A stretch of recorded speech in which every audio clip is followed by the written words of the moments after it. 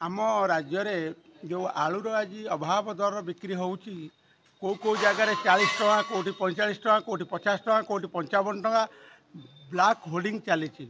कला बजारी बढ़ी जाइए आलूर दाम एक 40 हो किए 45 बिकिला किए 50 बिकिला किए 55 बिकिला साधारण जनता आलू गोटे एमती परिवा से परिवाटा न पड़े कौन तरकारी हो पारे ना पुनि पिला माने आमे साधारणतः पिला बेले आमर आलूर बहुत डिमांड थाए आलू भत्ता टी पखाड़े ओडिया पिलाटा खाईदिए तो आज जो चड़क पड़ी पखाड़ कंसार एपाई आमे कहूँ जे कौन ये विचार करूँ सरकार कारण नेता भल नीति भल बीजेपी शासन देखा चल गोटा स्लोगान तो था अटल बिहारी वाजपेयी मोहन सरकार आज अतीतर सरकार तो बहुत भूल कर आलूटा जो अनुजाई प्रोत्साहन दवा कथा चाषी की से अनुजाई प्रोत्साहन दि जाए ना जदि आलूटा से खोला बजार विहन किणापी सुजोग दिहता ताल से 10 टका 20 टकर विहन पाते कि सरकार जो विहन देला से विहनटा 40-50 टका है तो विहन ये मारा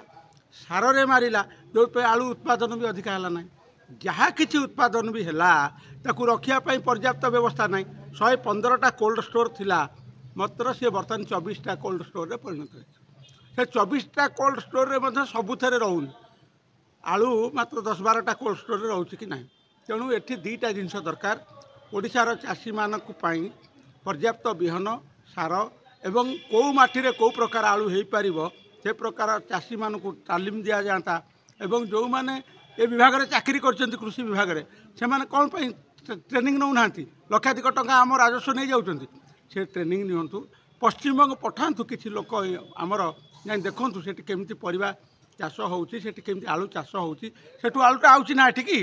सेठू जो आलूटा एठिकी आउची ता मनमुखी से चाहिए बंद करदेला द्वारा आमर असुविधा हो शताधिक ट्रक बंद कर दौर